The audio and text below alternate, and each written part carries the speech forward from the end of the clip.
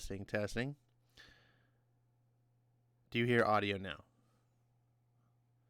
Sorry about that.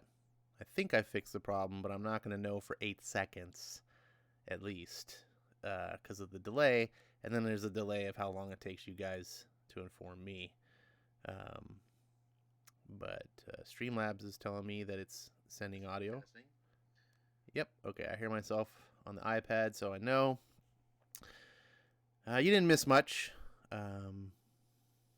So you guys should all hear me now because I heard myself. And there we go. Sorry about that. It wouldn't be an Ashton Comic stream without some sort of technical problem, right?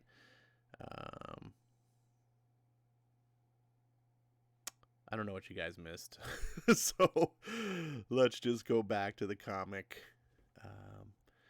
I was saying this is Fantastic Four, number 48. It's the 12-cent era, which should be, by my calculation, the Silver Age. And I made some joke about Eric probably not being here anymore because he probably went back to England Teen Stream. So this is you. This is for you anyway, Eric. I need better friends. Hopefully you guys enjoy this. I have never read this book. I wish Eric was on stream with me so he could educate me about the greatness of this. But we're all going to find out together. Let's get into the first appearance of Silver Surfer. Black Bolt's evil brother, Maximus the Magnificent, in a final desperate attempt to regain his lost crown, has fired the dreaded Atmo gun, which, while harmless to the Inhumans, will set up vibrations which can end all human life on Earth. And now, let's join the party. The fabulous FF find wonders without end during the coming of Galactus. Also introducing the sensational Silver Surfer. What's going on here? The whole joint's shaking itself apart. Hey, Stretcho, you using one of them nutty machines of yours? It's not my doing, Ben. Something is affecting the entire atmosphere here. Something which could destroy us all if it isn't stopped. The vibrations are getting stronger. The ground, the air, everything is shaking itself apart. What is it, Reed? What does it all mean? It's not a natural phenomenon, Sue. Someone is responsible for it. Someone who is tampering with the very atmosphere around us, using those vibrations as a weapon. That building! It's shaking more than the others. It looks like it's going to fall apart. That's it, Sue. It's the center of the vibrations. That's where it's all coming from. Look out! The force is too great. The walls can't contain it. It'll blast itself to bits within seconds. Duck! Crack! Baroom! You were right. It just missed us. We pulled back in the nick of time. Even before the last vestige of flying rubble has come to rest, the silent Black Bolt hurls himself directly into the source of impact, his eyes blazing like twin comets. Hey, there goes our ticket home. He's not deserting us. He's out to stop the vibrations. His muscular form surging with almost limitless power. The majestic, inhuman spies Maximus standing near the dreaded Atmo gun, and instantly grasps his brother's diabolical plan. Black Bolt, even you are too late to thwart me now. No, Maximus, do not anger him. His power is still the greatest of all. Spare me, Black Bolt. I had no hand in this. It's all the doing of Maximus. I am only the Seeker, your humble servant, my lord. Base coward. When the crown once more is mine, I shall remember this moment, Seeker, and you shall pay for it with your life. The deed is done, Black Bolt. By now, all human life on Earth has been ended. Only we Inhumans remain. The entire planet is ours, my speechless brother. And when our people learn that it was I who gave them dominion over Earth, They will tear that crown from your head and restore it to Maximus. Yes, I was born to rule.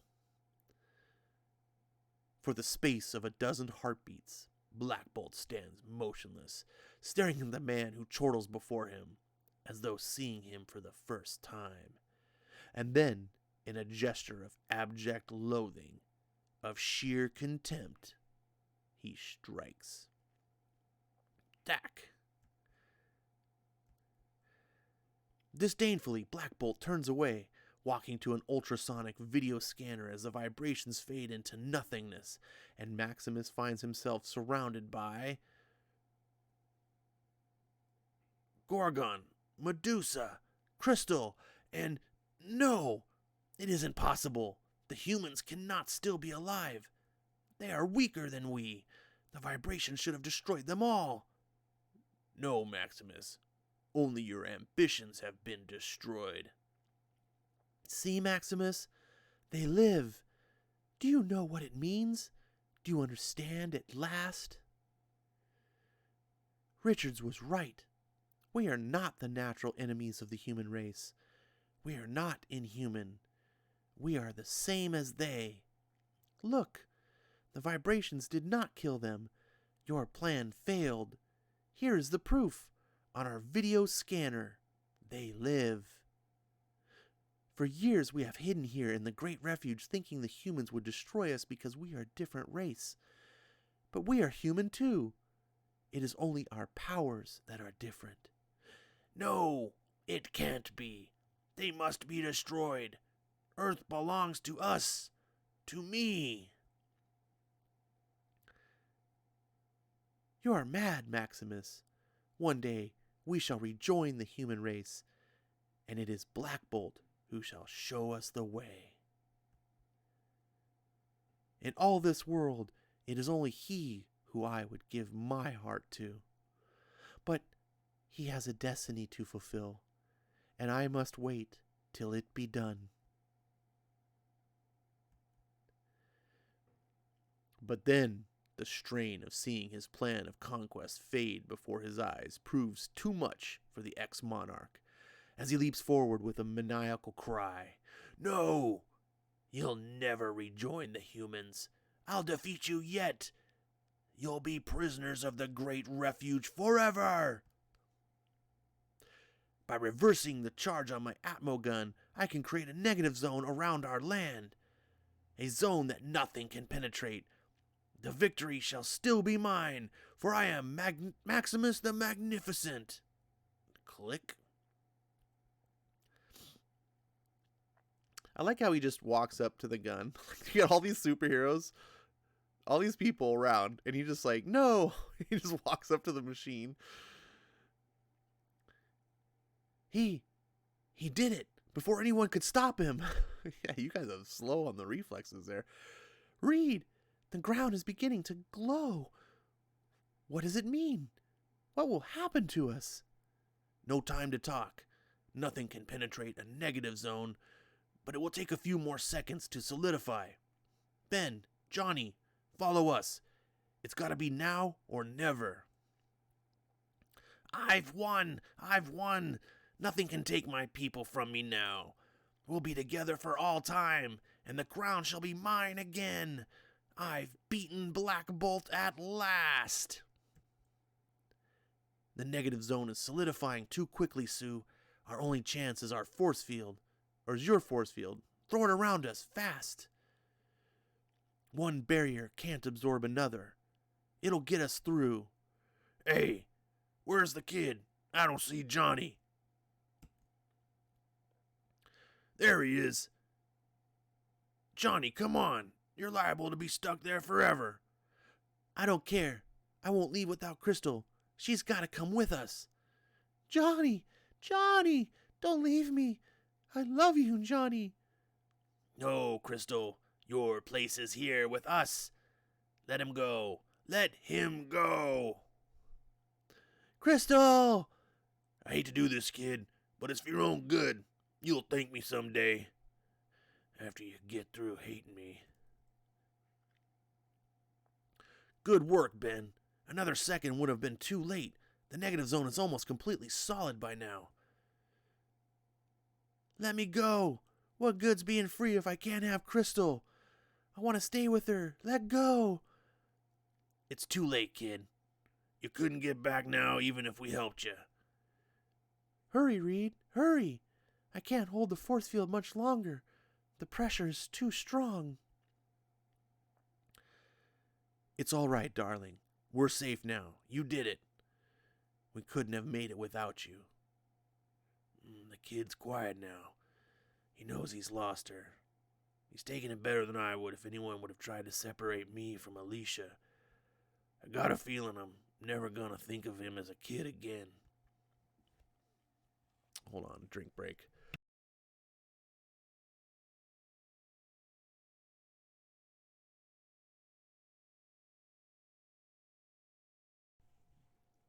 All right, thanks. Look, the barrier's complete. It looks like a solid dome of impervious steel. It's far stronger than any steel could ever be, Sue. Nothing yet known to science can penetrate a negative zone. Then that means I'll never see Crystal again. There isn't even a chance. Nothing's impossible, Johnny. We'll find a way. You're only saying that. There isn't any way. You know there isn't. I've lost her forever. And it's your fault. If not for you, I'd still be here. Be there. With her. Crystal. Crystal. I'll come back to you somehow. Crystal. You're wasting your time. Come on. Take a poke at me. It'll make you feel better. And I deserve it.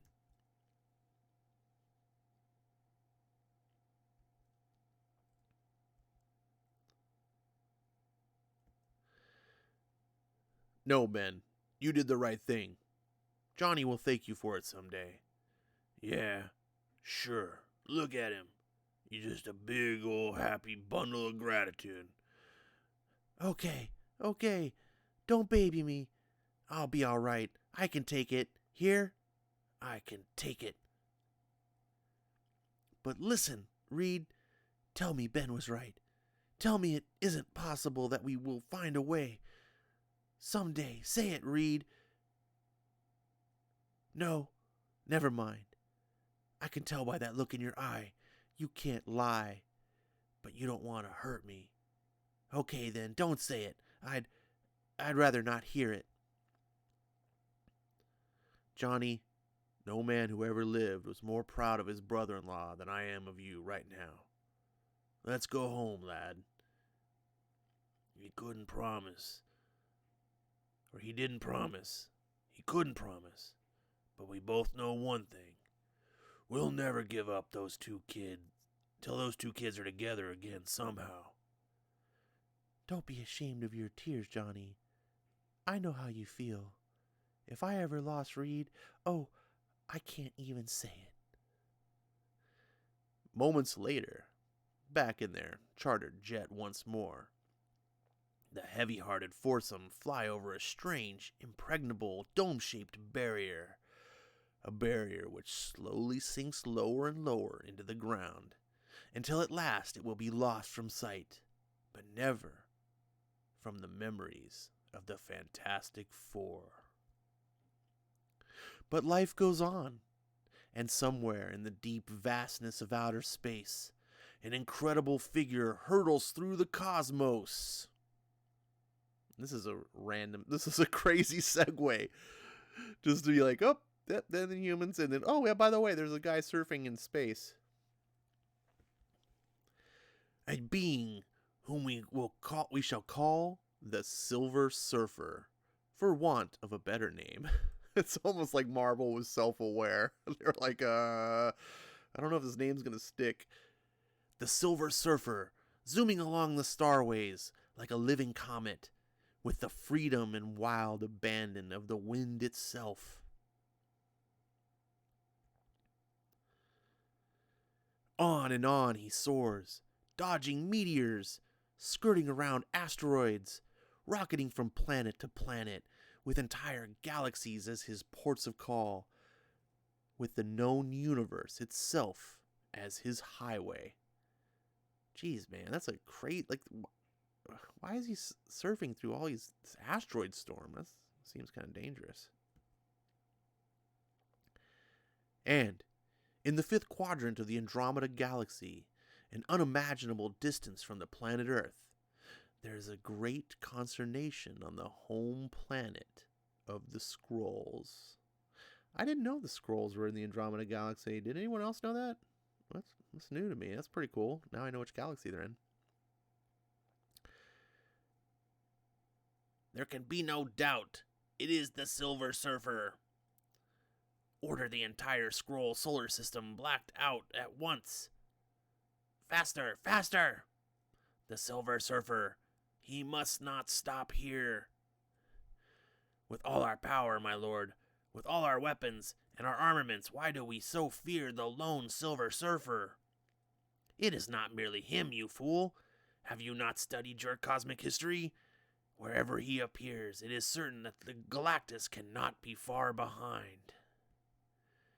And now, through the magic of our limitless imaginations, we return again to the verdant planet Earth, where we find the world's most fabulous quartet completing the last leg of their fateful journey.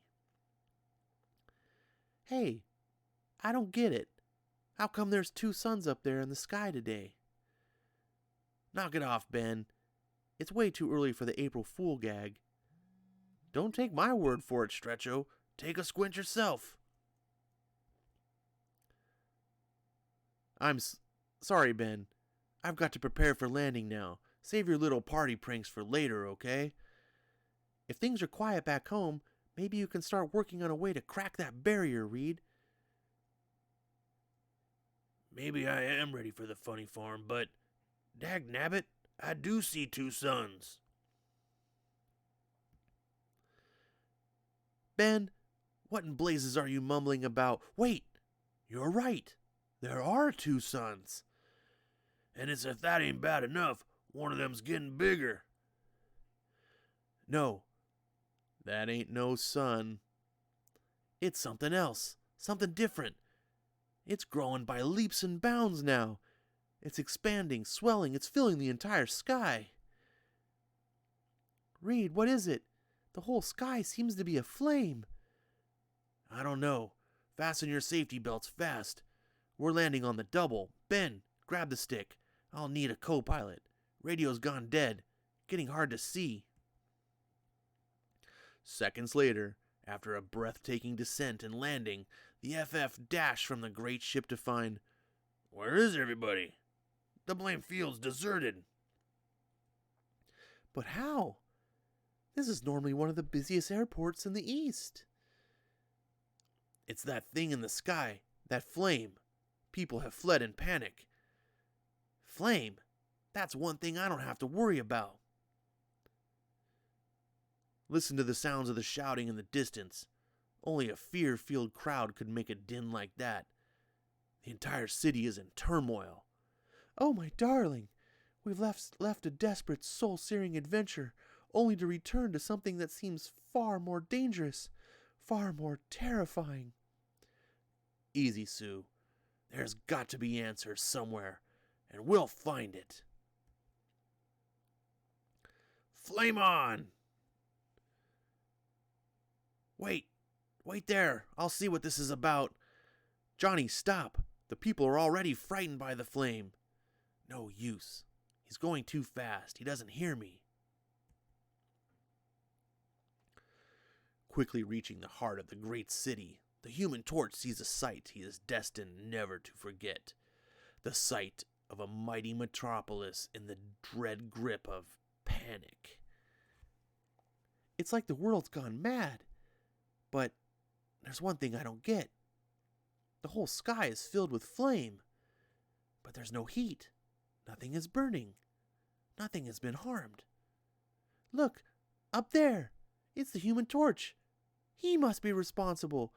It can only be him. The torch. Of course. It has to be his doing. Who else could set the sky aflame?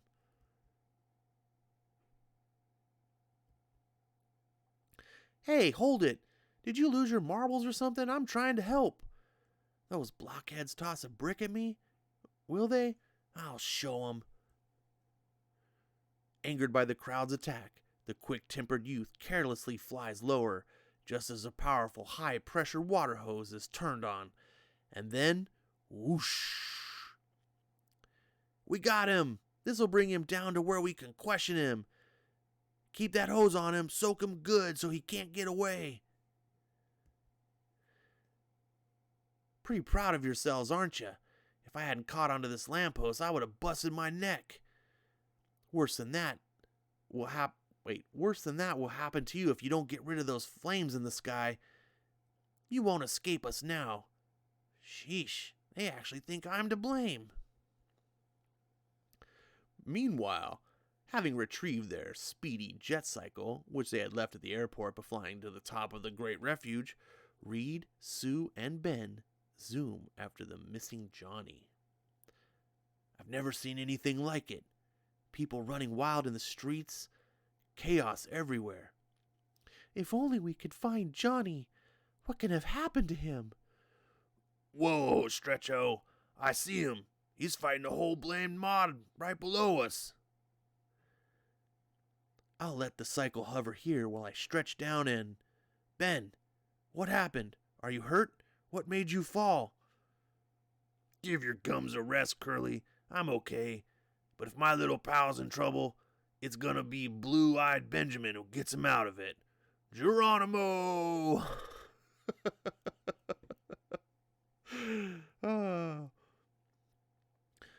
Grab him, you guys. He fights like a whole blamed regiment.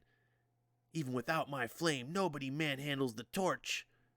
And now, as my dear old Aunt Petunia might have said, it's clobbering time.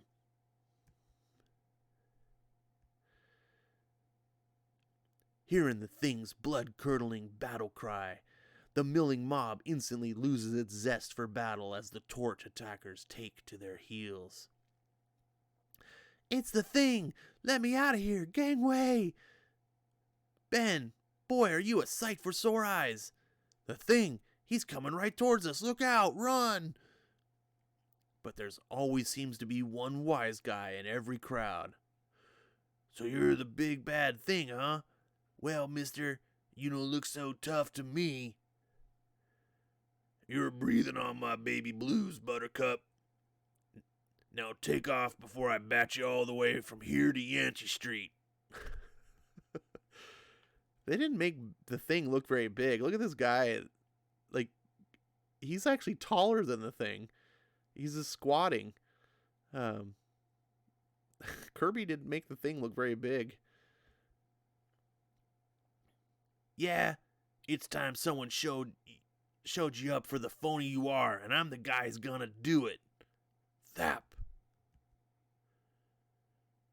Still standing, huh? Well, a belt in the Labanza will knock your wind out of your sails. Ow, my knuckles. Don't worry, tough guy. They ain't gonna be hurting you for long. Plink.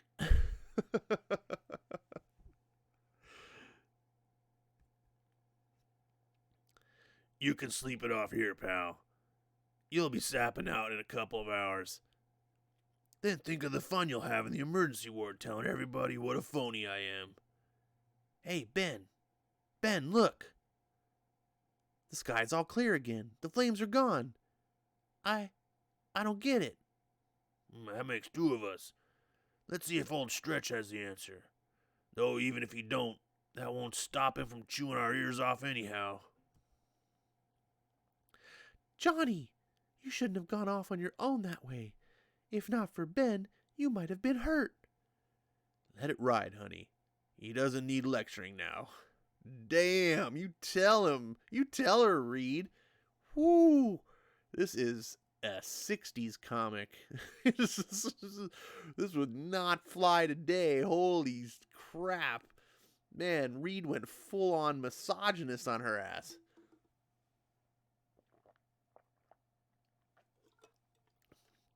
I'm kidding, of course. That's not actually misogyny.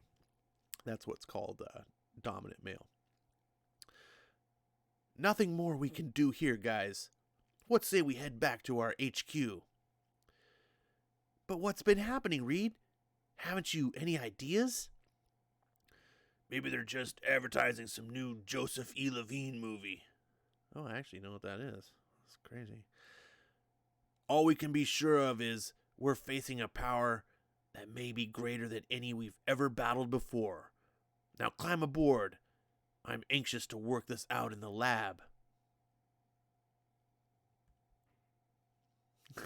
Lord's like, Reed, mortal, Reed. Well, at least you're not calling me a monkey. Even as Reed speaks, a gigantic star in a distant galaxy explodes, transforming itself into a mighty supernova. And as the indescribable impact fills the heavens, the escaping gases catch the Silver Surfer, flinging him outward across the endless void. It's like the thing sounds like he's about to pity the fool. I'm sorry, man. My voice acting is limited. I do not have a Mark Hamill repertoire of voices. I am no professional. It would be fun to actually kind of do this live with a couple of other people and like assign some parts and just read it. That'd be fun. Maybe in the future we can get a collaborative reading going on.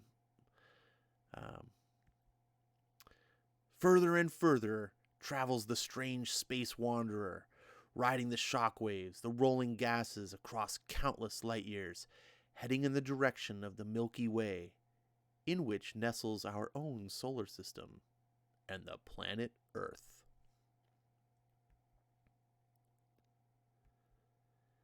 And then, at last, he finds what he has been seeking. A sun. Our sun. A true G-type star.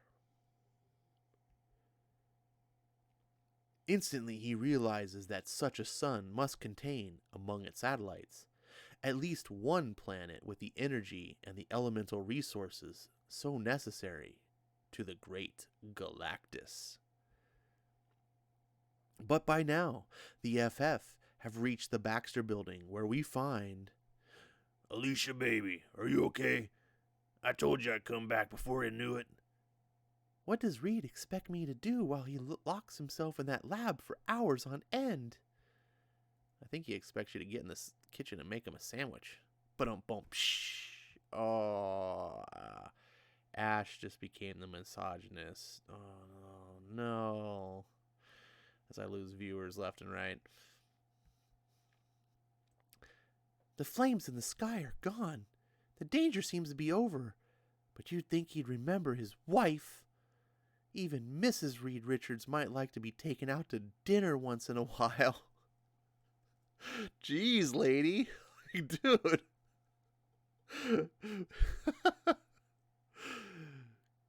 Come on, Susie gal. Hold it down to a shout, will ya? I'm trying to talk to Alicia. Oh, this is great. Oh, where's Eric Breen? Where is he? Well, I've no intention of being completely ignored while he juggles those test tubes of his for the rest of the night. Reed, look at you. You haven't even shaved, and you must be starved. For the love of Pete, girl, is that what you disturbed me for?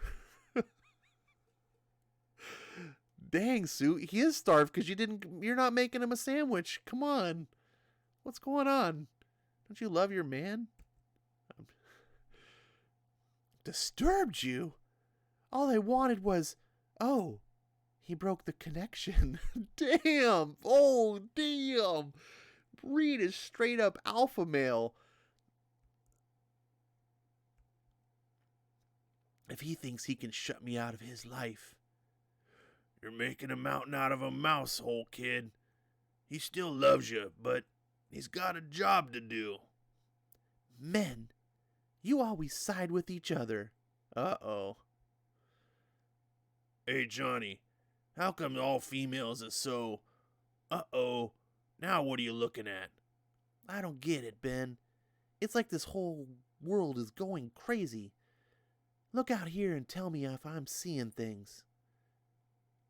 The whole sky is filled with some sort of orbiting space debris.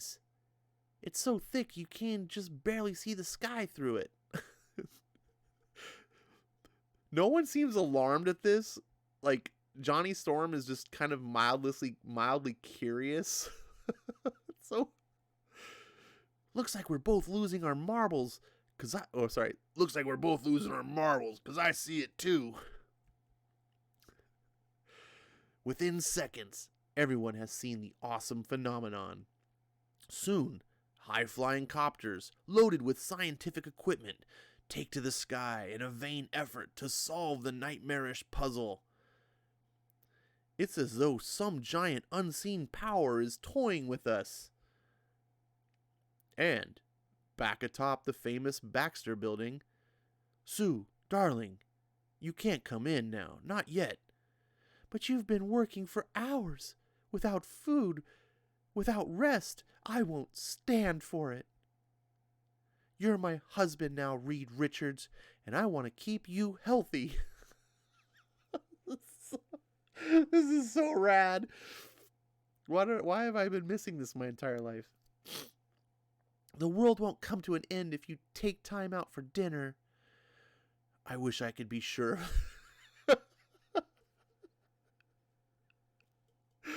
He's not joking. He's not playing it up.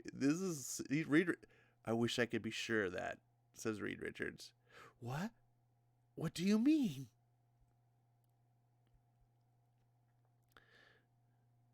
Perhaps I can explain.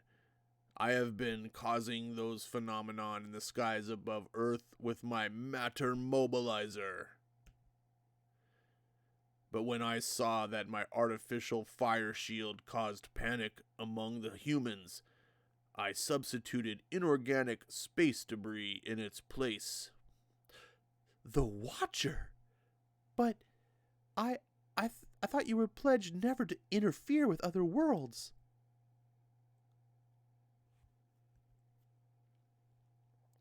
True, but the danger is too great this time. The Silver Surfer is on the way. Why is it always... This is trope in Marvel Comics with the Watcher. And he's always like, I can never interfere. I'm just here to observe. But then, like, he interferes always because because this time the danger's too great. Like, every time it's just like, I remember like an Infinity Gauntlet, that was, I can't interfere, but we can't let Thanos have the, it's like, geez, I'm not going to interfere, but Galactus, it's like, come on, dude, just drop the act already. It's like, sorry, I'll continue. Hey, Skip, glad you could finally join us. Now that we're almost done with the book, man, you missed out. This has been a blast. He is the advanced scout for Galactus. Galactus who drains entire planets of their elements and then leaves them dry, unable to support life. I could not stand by and see this happen to Earth. That is why I'm trying to conceal your planet from the Silver Surfer. For all who inhabit the known universe, only Galactus has the power enough to match my own. This is continuity that's been completely upended, because we all know that Galactus ain't shit these days, and the Watchers just kind of become a punk.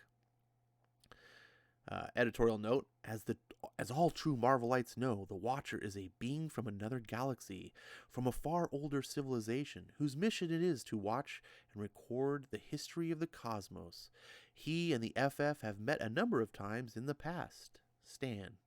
Look at that. Stan putting his own editorial in. Even as I speak, our flashing foe has reached your moon. Although Earth is hidden by my machinations, he is certain to grow suspicious of the floating space debris. Our moment of crisis is now at hand.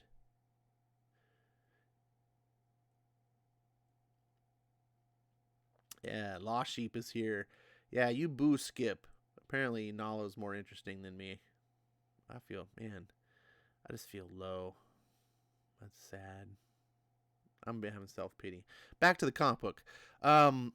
It's so weird to me to read this, being more of a child of the Bronze Age, or the Watcher. Like I said, I remember him interfering with the Infinity Gauntlet, but the Infinity Gauntlet was so great. Like, it was like the entire cosmos was being jeopardized, and finally the Watcher was like, okay, I'm gonna break my code and like interfere.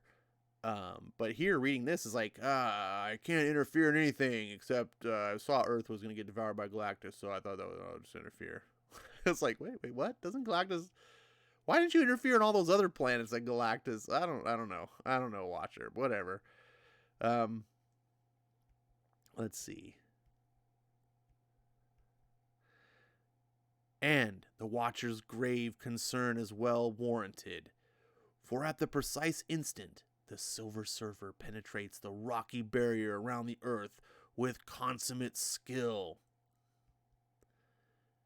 As, scant seconds later, he realizes that some power has attempted to conceal the civilization, nay, the entire planet that now lies helpless before him. Remember when the Silver Surfer's board had a little fin? I forget what you call this. Any surfers in the audience that know, forget what the little... It's like it actually had like a surfboard fin. I liked how later writers sort of retconned Silver Surfer and made it so that it wasn't a surfboard. It was just a device that had enough of a similar look to a surfboard that humans identified as that. But this is a freaking surfboard. Come on. It's kind of goofy. Then, as he hurtles over New York like an unleashed meteor, a flaming, flashing figure zooms to challenge him. The Watcher was right. It's him. Wait, look at this shot of Johnny coming out of the window. Oh, dang it, stupid comicsology. And then the Thing is leaning out the window, pointing up like, yeah, he's up there, go get him. That's a funny panel to me. Where'd he go? Wow, he dodged me as easily as if I was anchored up here. He has landed. He is signaling Galactus. We have failed. Failed nothing. Just let me at him. It is too late. The damage is done. We must plan our defense. Disregarding the humans with utter and complete disdain, the Silver Surfer seems to generate a sudden burst of energy which travels through hyperspace instantaneously.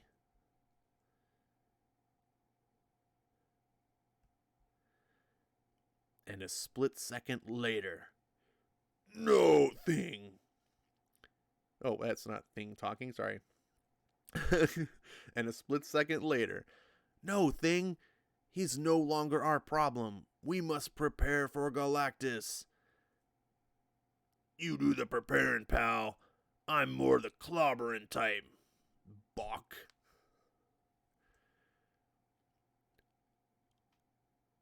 Holy Hannah, I didn't mean to hit him that hard.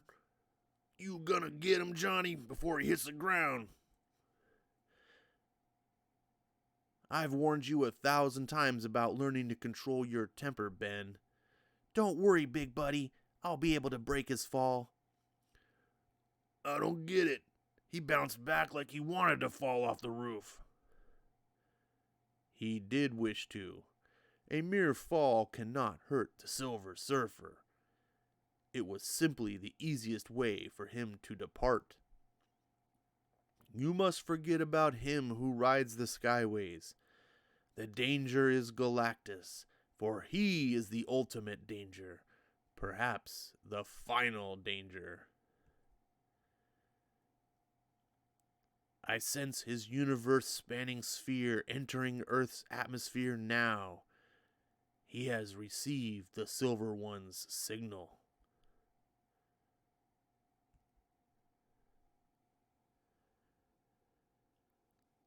See? The great sphere is opening. His testing devices are sampling Earth's elemental composition. He has found what he seeks. The planet is doomed. This is a weird panel right here. This does not look like an illustration. This looks like a photo. From this to this.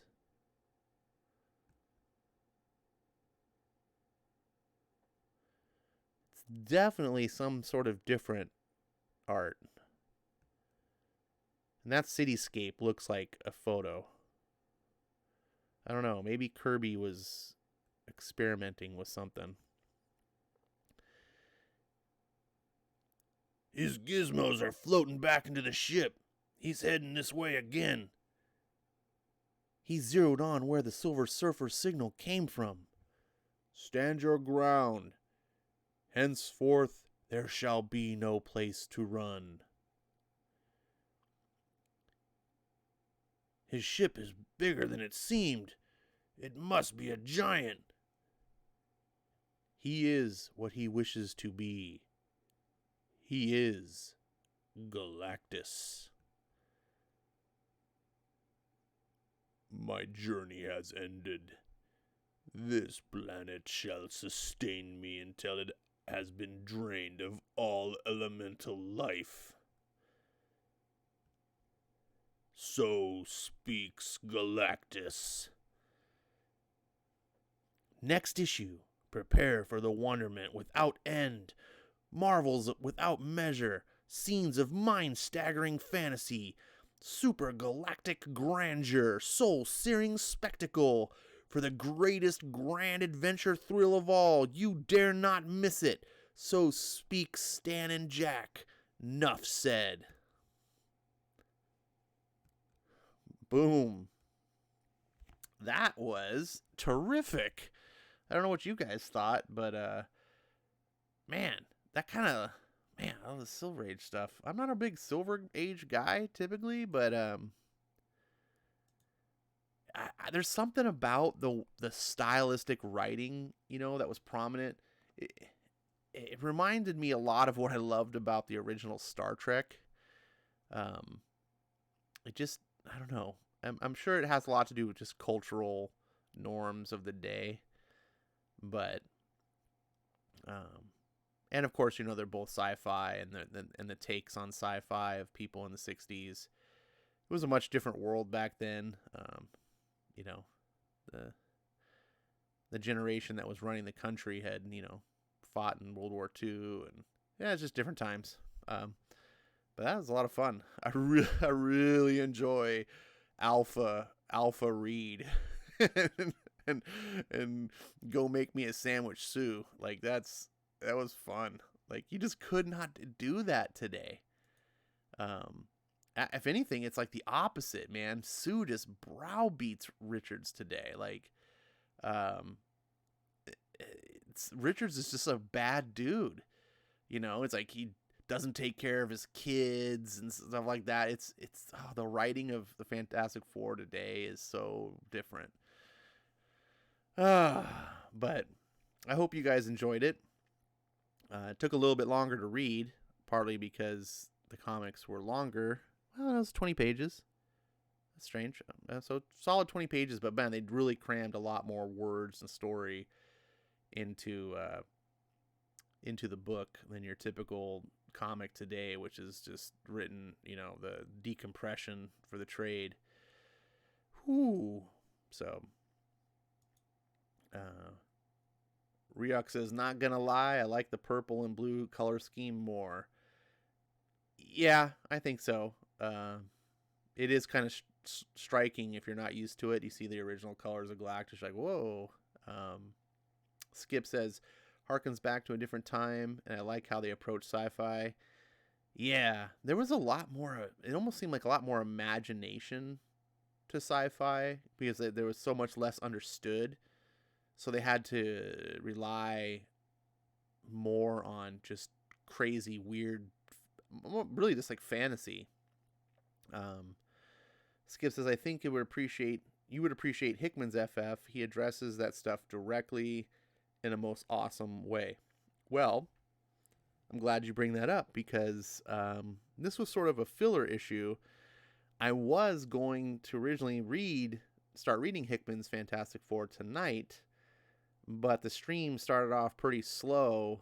I think partly because it's Friday, partly because England team was streaming, and partly because, you and Nalo were having your own thing going on in the channel.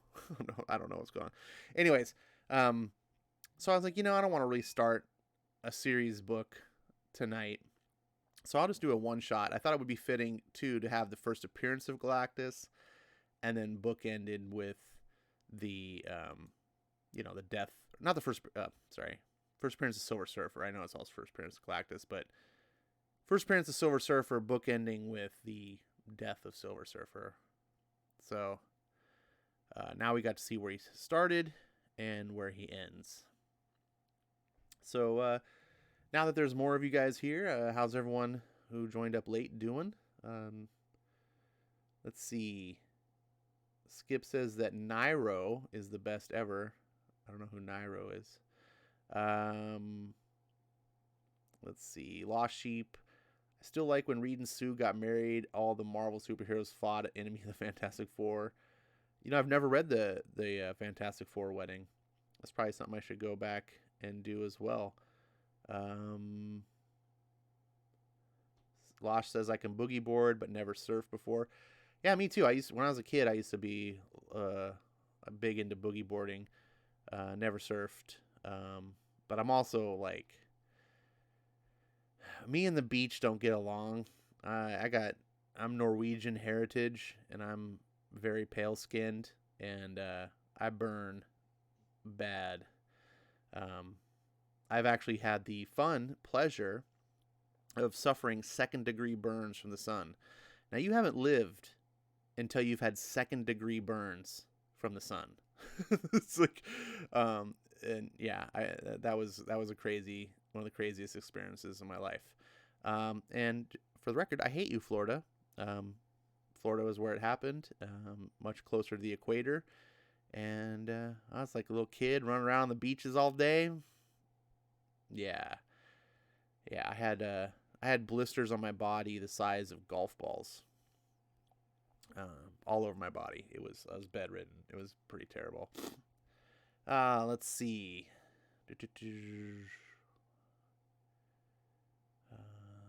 Lost Sheep says that was Jack the King Colors. Oh, I think he's talking about the Galactus.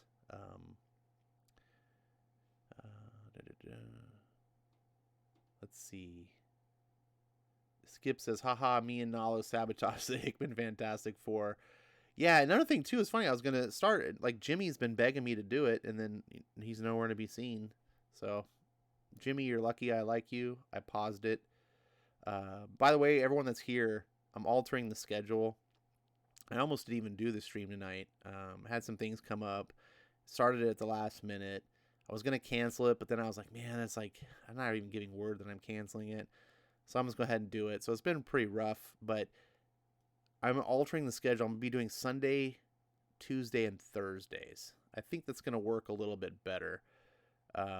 Because number one, I think Fridays is a difficult stream to do, not just for me, but for like other people want to do stuff on Friday nights. At the beginning of the stream, I had a couple people come in and say, hey, Ash, what's going on? And I'm out of here. I'm not going to make it tonight. I'm like, oh, that's cool. At least you came by and said, hey. So, yeah, I think that's going to work. Sunday, Tuesday, Thursdays. So the good news is you don't have to wait till Monday, right? It's going to start up Sunday night. And that's where we're going to start Hickman's Fantastic Four on Sunday. That'll be the new one. I need an opening act. I need a warm-up comic. I don't know what I'm going to do yet, so looking for suggestions. Lost Sheep says the Fantastic Four wedding is good. And also I think for its time it was a good wedding in comics. I think back in its time there weren't really many wedding in comics. That's like why it was such a big deal, right? I mean, not that Marvel was still pretty young at that point. Lost Sheep says, any day is good, Ash. I'll be here to listen. Well, thanks. That's mighty nice of you. So that's the tentative time. Sunday, Tuesday, Thursday, 10 p.m. Um, and I guess, are we ready to get into some Silver Surfer Requiem? Or is there more to talk about? I don't think there's any more to talk about. It's tough reading this, though. I have to tell you, I cannot do a thing voice. And I just I don't have that good, deep, bassy voice. It's hard for me to do a deep voice.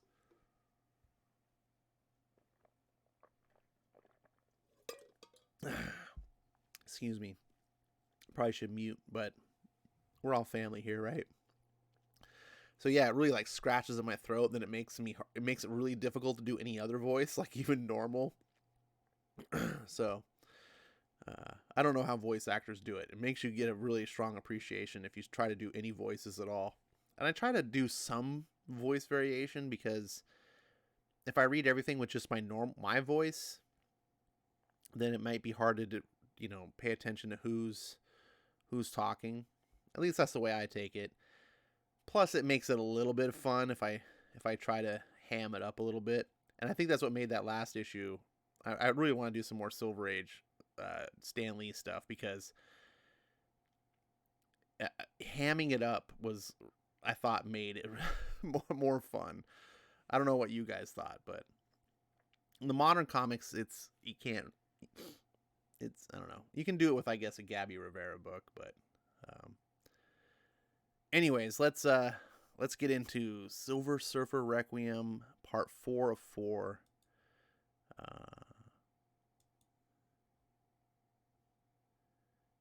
Did I skip a page? No, I didn't.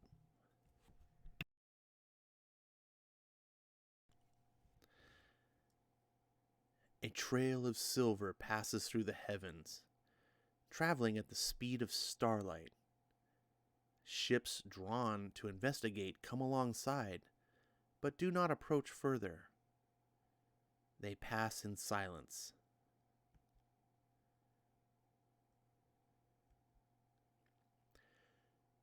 Whether their deference emanates from respect or grief or genetic memory, the reason is the same. Universal recognition of a need shared by all species, all races, all worlds. The need at the end of all things to go home. Silver Surfer Requiem Part 4, Agnus Dei.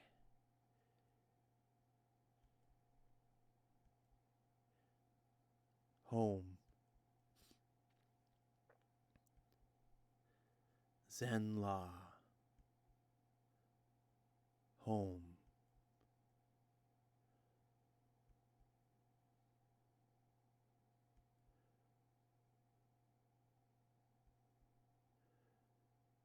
Norin?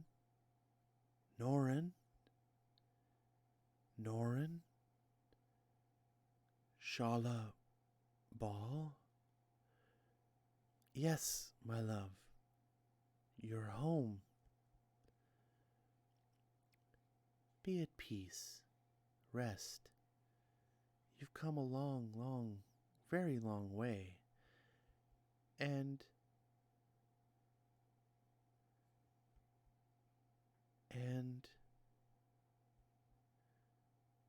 shh.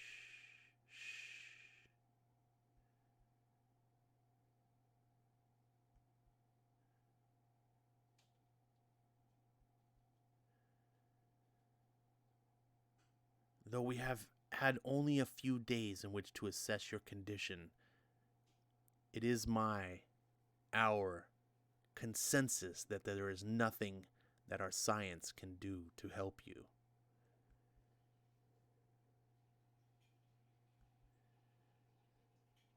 Which is not the same as saying that there is nothing that we can...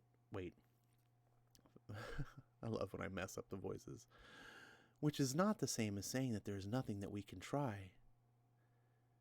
My lady, we discussed this. My lady, if you were to attempt to give back to Norrin the portion of the power cosmic that you were given, we have no assurance that it will make any difference.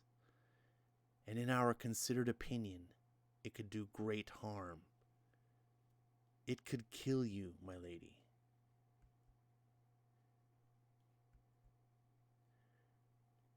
And I am prepared to take that risk. So what must be done to Shalabal? No. Listen to me. Though it was a part of my decision, if you believe I came all this way just to die, then you do not understand.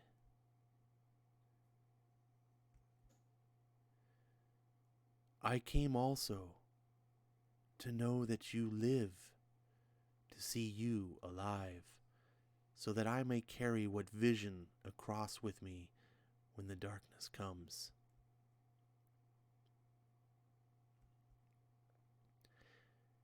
When we die, we take comfort in knowing that those we love will continue for as many tomorrows as the universe can give us. It is a joy. Would you take from me, at this hour, my last source of joy? No. No. I could not, but then live, Shalabal. Live for me and regret nothing.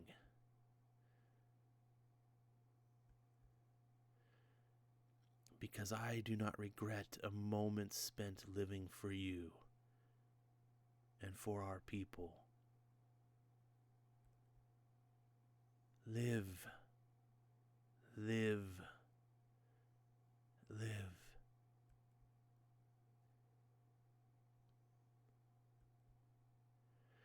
As word spread of Norin Rad's return and his coming death, the people of Zenla arrived in ever-increasing numbers.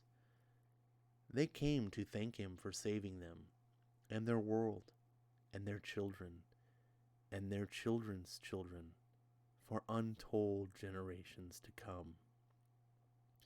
They came to tell him of all the joys he had created, the possibilities that existed because of his intercession.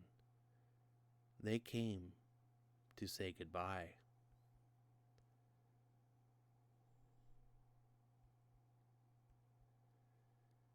And as they passed and touched his hand, they came away with something more.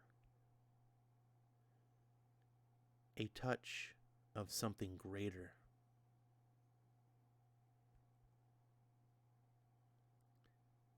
It would be called the Mark of Norin. In the years to come, whenever there was anger or rage or violence, the mark would turn colors to remind them of the man who had made peace his cause, his life, and who had ultimately died in its service. It was not always enough, but it was enough most of the time. If any man, any living creature can claim a greater legacy in death than that, let him come forth.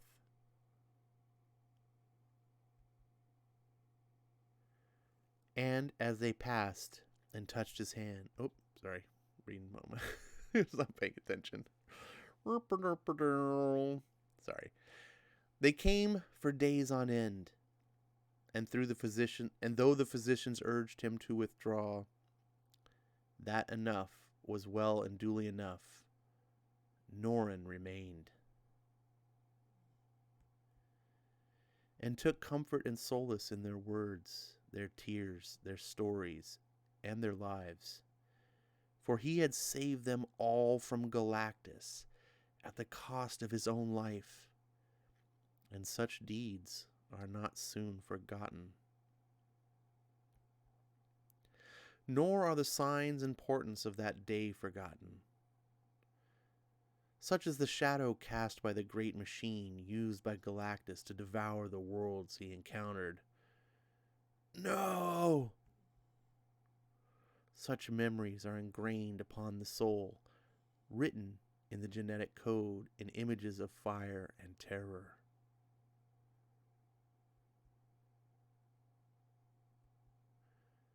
the terror that such a shadow might again come one day.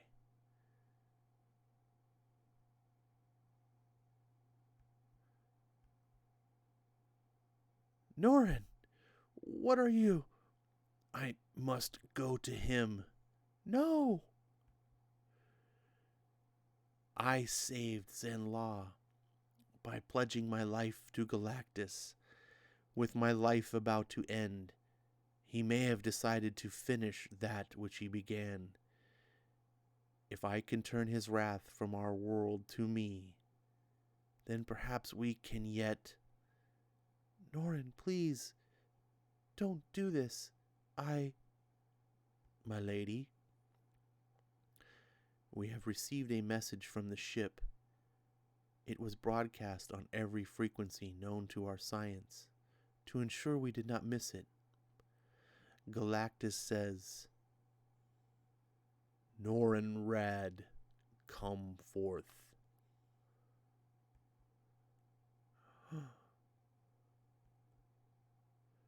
And he did.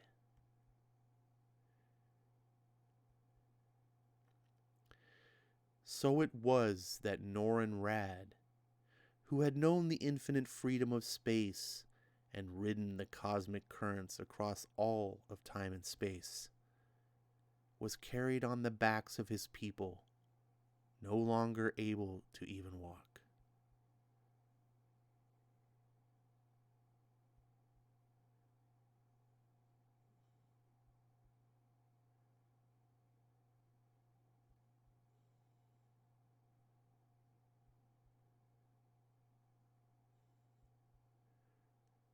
In the years Norin Rad had served Galactus as the Silver Surfer, he had seen his master enraged, quiet, sad, even occasionally at peace.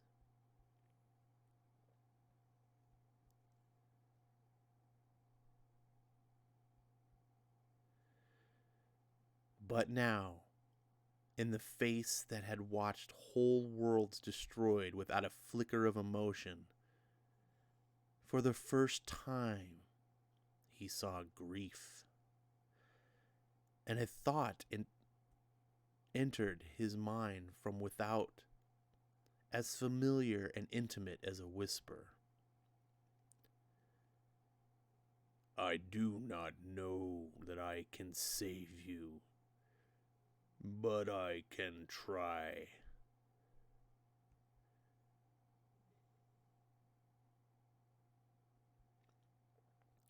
No. To all things, there is a time. This is mine.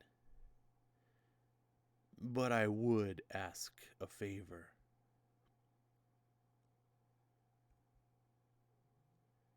Again, the thought came. I know your mind, and be at ease. I will never harm Zenla, or allow it to be harmed by others.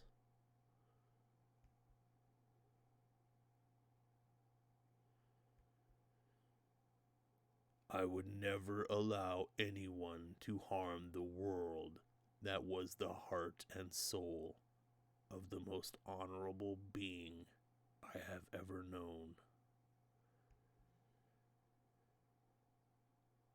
Let go the burden of the flesh, Norin, and be at peace.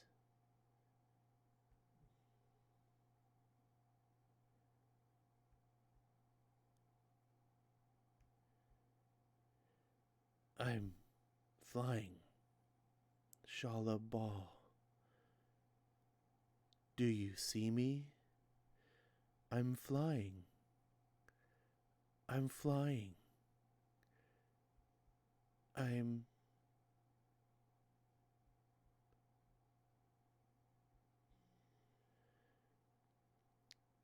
For the traditional 3 days of grieving, Galactus remained where he stood as mourners paraded past, and Norin's body was prepared. For Galactus, and for the people of Zenla. It would be the first time they had looked to one another without the barrier of fear between them, joined in their shared loss. For the first time, Galactus, the devourer of worlds, had a world where he would be ever welcome.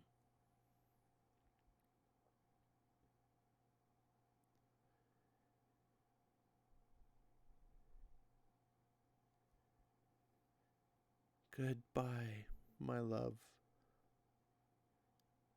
Goodbye.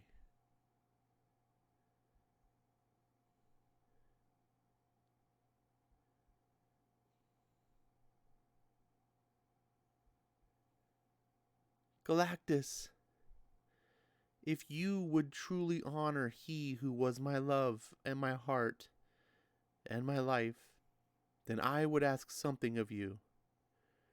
Make your request. And she did.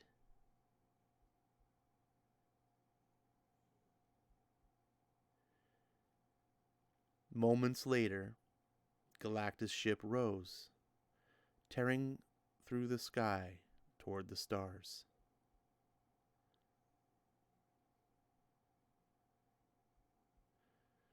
And when it had reached the correct distance from Zenla,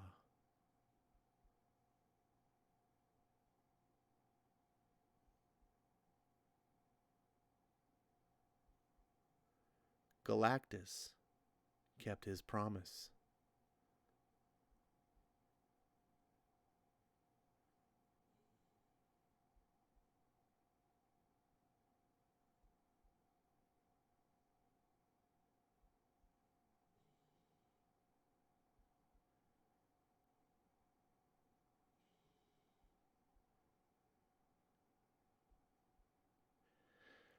The newly birthed star was positioned always to be on the dark side of Zenla, to cast a glow in the night that would remind the world not so much of his sacrifices, not so much for what he lost, as what he gave. The light of hope, the light of love, the light of possibilities. Astronomers on 1,000 planets would name this new star, each according to his own world's own myths and beliefs. But only an Earth poet of a long ago year summed it up.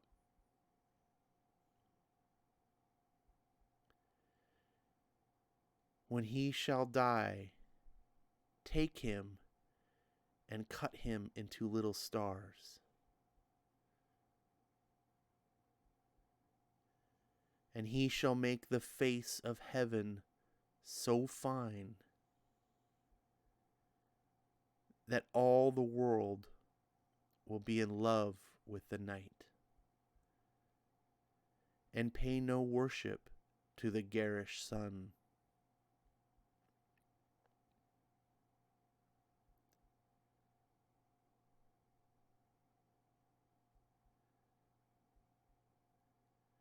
It was at the birth of new stars and the death cries of old ones that Norin Rad began the journey that would be his last. A pilgrimage that would mark a new star born in the wake of another that had passed. And I wonder if he knew, or, if knowing, he would have approved. I hope he would. But although I am the watcher, and I see all things, I do not know all things. I can only hope, which is right and proper, for that was the gift of his life, to create hope where none previously existed. I know only this: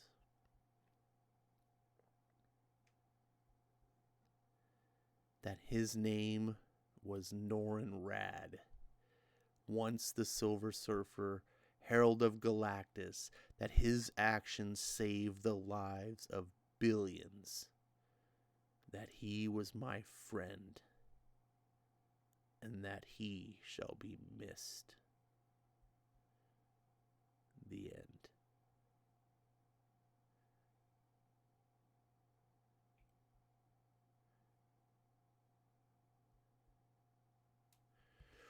Whoo, boy. That was pretty astoundingly amazing. I'm gonna have to track this down. This is one of the best Silver Surfer books I've ever read.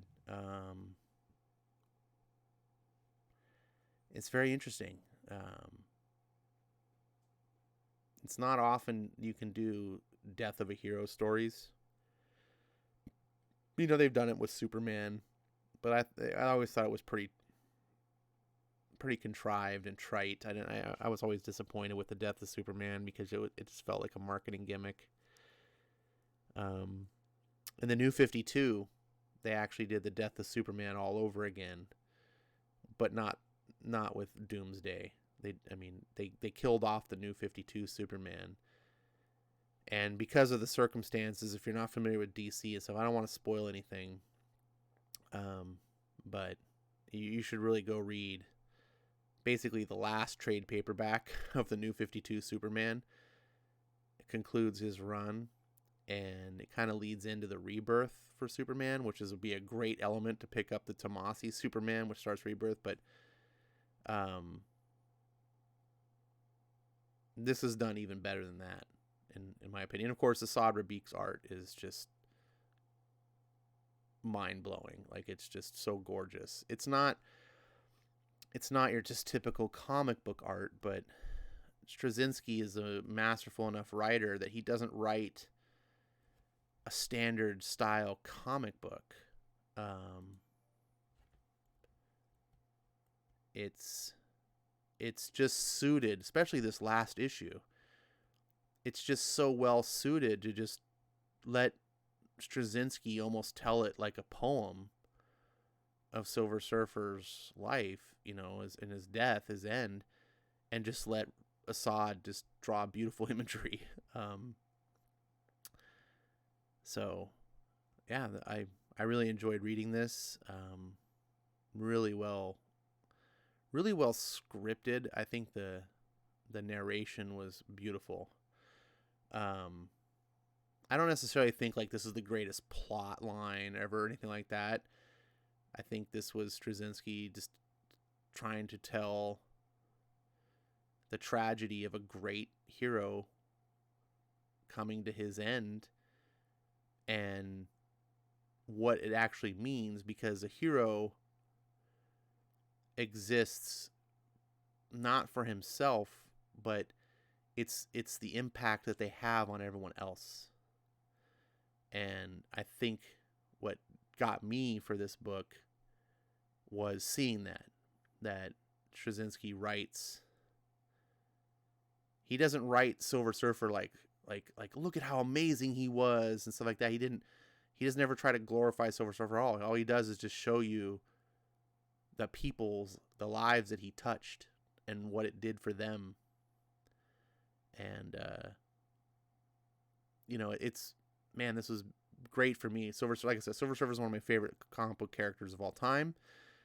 And hopefully for those who maybe didn't feel the same way or didn't get it, maybe this book, I think, helps you see a little bit into what's cool about him. I mean, it's obviously he doesn't do a whole lot in this book but die, but maybe it's enough to intrigue you and say, wow, why did he impact so many people? Why did so many people care about this character? Maybe let's go back and read previous stories. Now, unfortunately, he doesn't have a huge library of amazing stories. I mean, cool stories, I guess, but like it's rare that he gets great talents like this doing stuff. Let's go ahead and check the chat here. So Jimmy finally decided to join in. Welcome, Jimmy. Let's see. Skip says, hey, Jimmy, Ash starts Hickman Fantastic Four on Sunday. This is so beautiful. Words and images. Wow. Wholly concur on that. Jimmy says, oh, hell yeah. I don't know what he's saying that to, whether it's Hickman's Fantastic Four or what's happening in this book. Let's see. That issue was so damn good. Riek says, look at this, talking about the Watcher, and here he shows up again. Yeah, the Watcher is really common in Silver Surfer books because Silver Surfer's stories were often very massive cosmic scale level stuff. And of course, I mean, it's only fitting that the end of Silver Surfer that the Watcher would be there to witness it.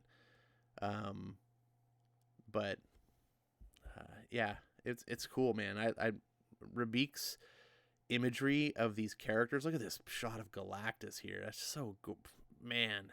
That could just be a poster. And let's see some of these other. When he's lifting Silver Surfer up into the heavens and turning him into a star.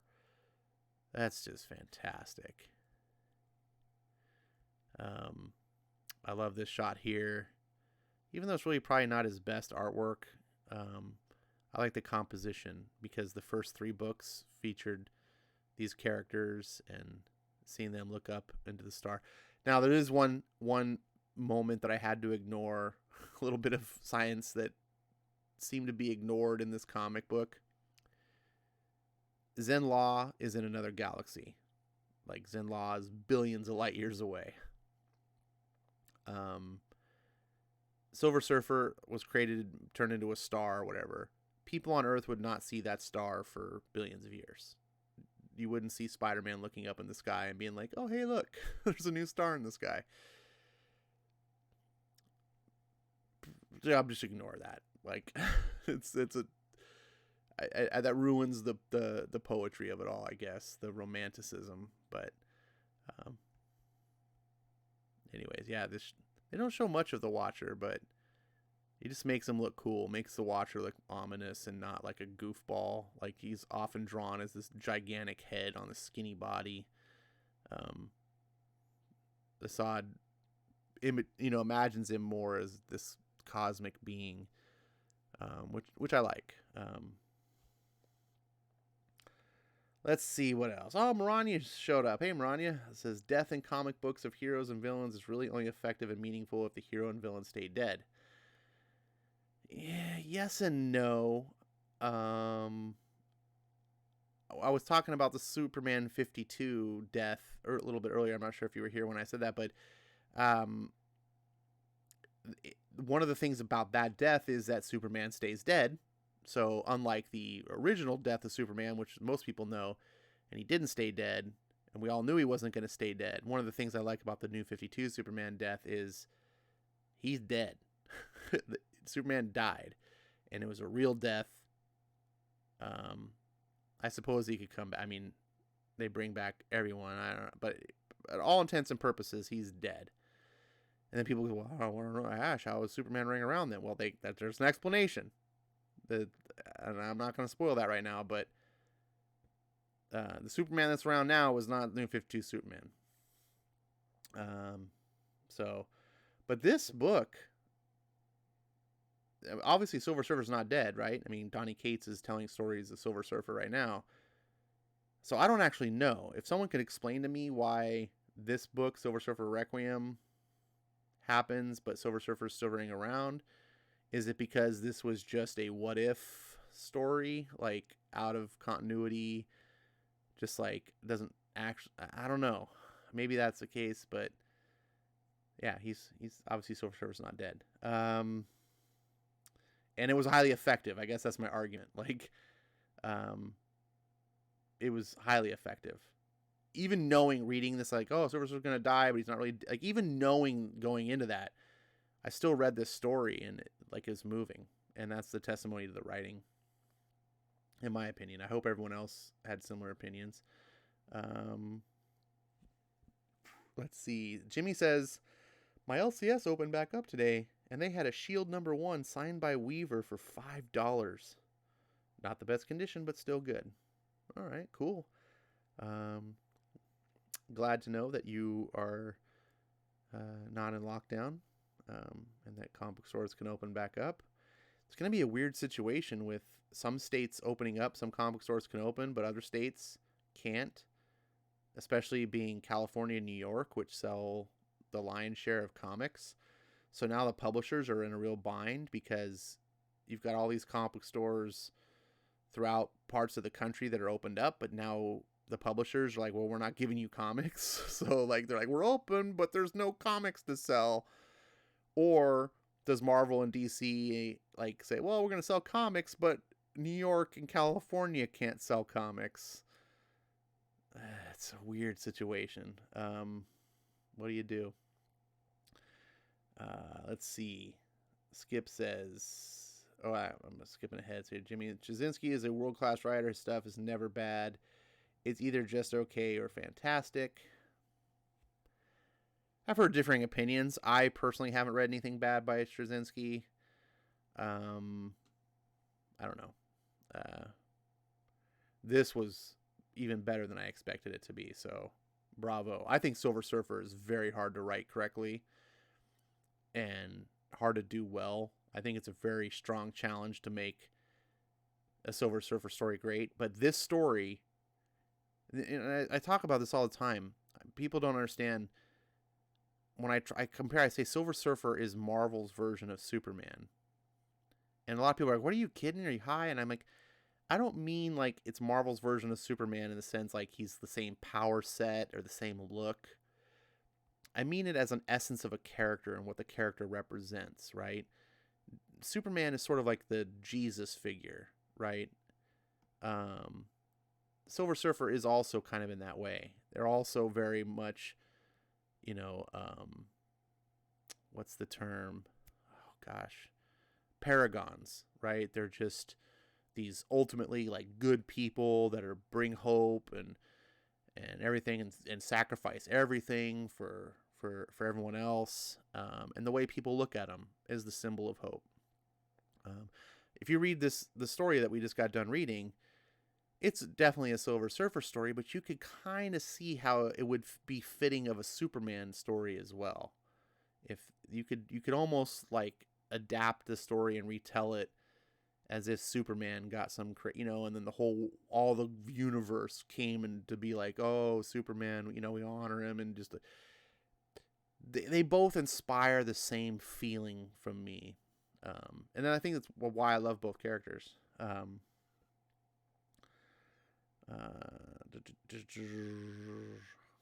Tehillim says the death of Didio's Superman, super cuck. Tehillim, you got to go read that story. He wasn't a cuck at all in that. He was a hero, and he died a hero, and it was moving, and it was an awesome story. I have no bones about New 52 Superman after reading that story. I was like, hell yeah. Let's see. Quirk says, I need issue number 5. Wait, what do you mean? He's dead. What do you mean you need issue number 5? Which is issue number 5. Everyone just grieving. Ed says, same for Martian Manhunter. Very hard to write well for. I don't know a whole lot about Martian Manhunter. I do have to say, though, the Steve Orlando miniseries that recently wrapped up is worth checking out. I know the art is a deal breaker for a lot, but I really like what Steve Orlando did. It's the best thing I've read from him, and he really added so many layers to the Martian Manhunter that made him a very compelling character for me. Really strong story of redemption, because he makes the Martian Manhunter like not a good character. Like his original, he starts off as like not a good dude. Like, he's not a terrible guy. He's not a villain per se, but he's like a corrupt cop. And he pays the price. Like, he pays for his sins, and then he finds redemption on Earth. And it's cool. I like what he did with Martian Manhunter. Made that character much more interesting for me. Tehillim says only because Tomasi wrote it. Did Tomasi write that? I didn't know Tomasi wrote that book, but maybe. Either way, my point only being is, I mean, it's not the character's fault that there's a bad writer. You know what I'm saying? Like, you could put the worst writer on Batman. It doesn't make Batman a stupid character. It's the writing. Like, it's not New 52 Superman's fault if he was written terribly. Tomasi, who I'll take your word for it, wrote that story, showed that, hey, this character has merit. There's something here that we can show. It's the same like here with Silver Surfer. I've read a lot of bad Silver Surfer stories, right? It wasn't like, oh, now Silver Surfer's bad. Like, Straczynski steps up and goes, no, let's show you why the Silver Surfer is great. So that's kind of my argument.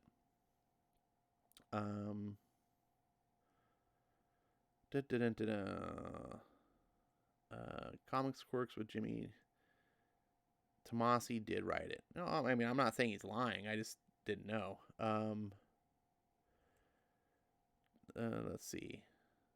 Ryuk says, that's ironic being that Bendis is writing Superman now. Yeah, well, I'm not going to get into the Bendis thing, but whoever writer you don't like gets on a character, it can make a difference.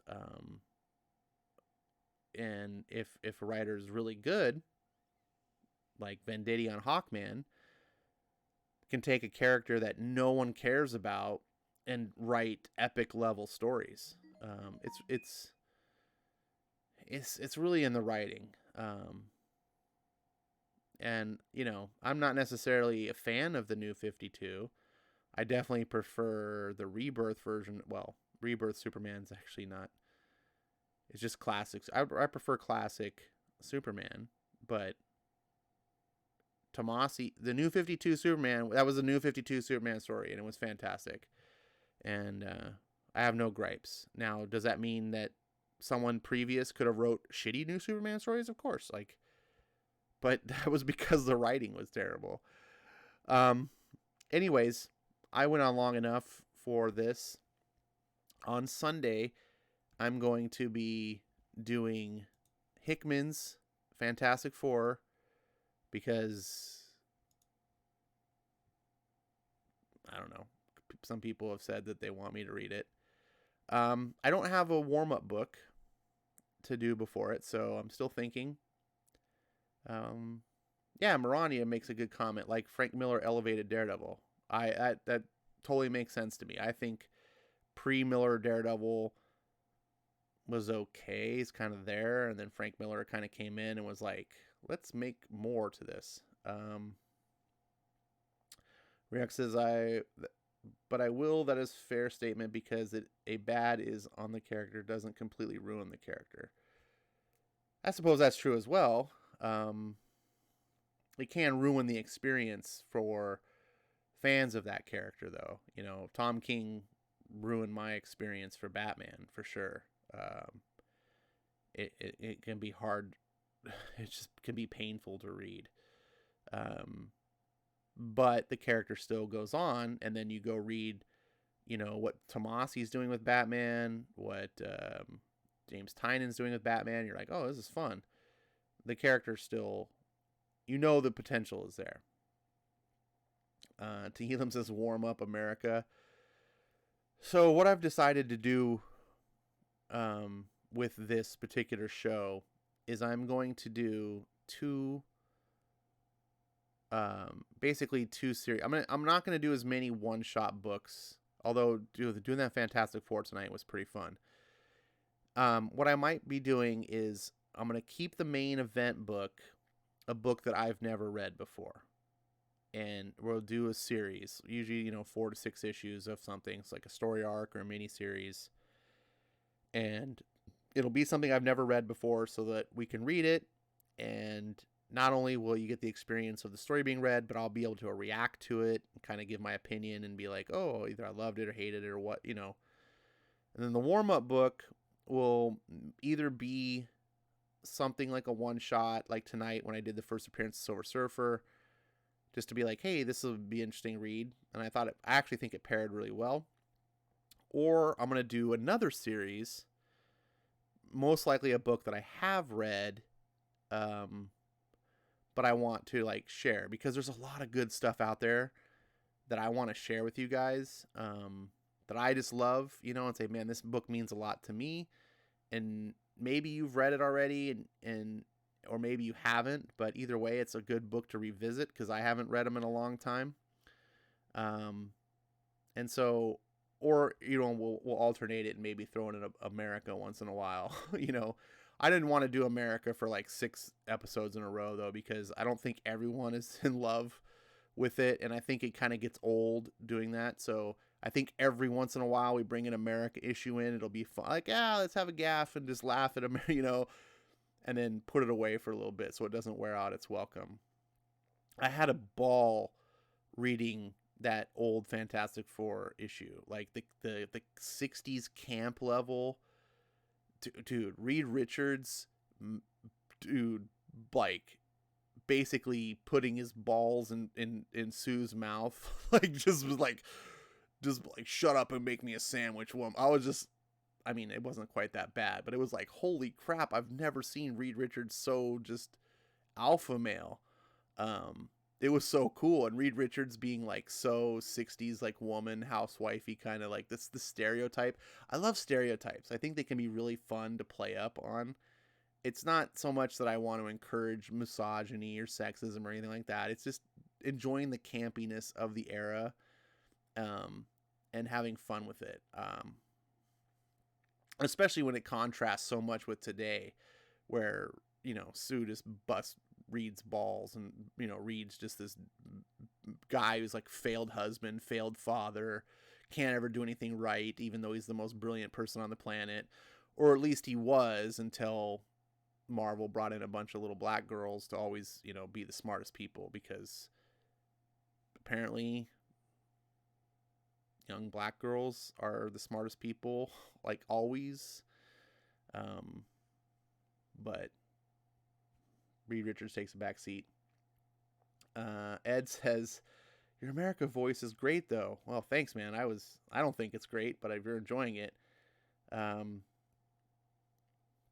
that's all I can ask for, is that you enjoy it. Marani says, you could try Superhero Squad for a funny intro book, much like a funny cartoon before a serious movie. Superhero Squad, I'm not familiar with that, Marani. If you could, I don't know if you're in my Discord or not. If you're in my Discord, you can send to me, or tweet it.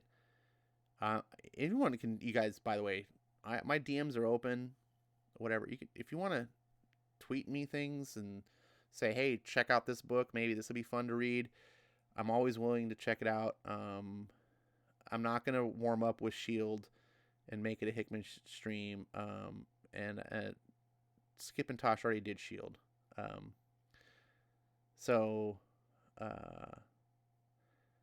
Let's see. Ryuk says, sorry, Ash, my sentence forming is bad. YouTube. No, bud. I'm assuming that English isn't your first language. So if that's true, your English is better than my whatever your language. Like, I only speak one language, so I'm never going to judge someone else's English if it's not their first language. Lord says kill. Okay. I don't know what that's all about. So that's the end of tonight. You guys know how to reach me. I really look forward to doing this. This is a lot of fun. Reading those 60s books were just super fun. I wish I could do a good William Shatner voice. I wanted to give Reed Richards William Shatner voice. I want to ham it up even more. Maybe some like Batman 66. Maybe some Stan Lee, Spider-Man. Man, that's classic Fantastic Four. I'm sad that Eric Breen left. I was doing this for him. I thought he was going to be... Every time I think I'm doing something for Eric, he doesn't stick around.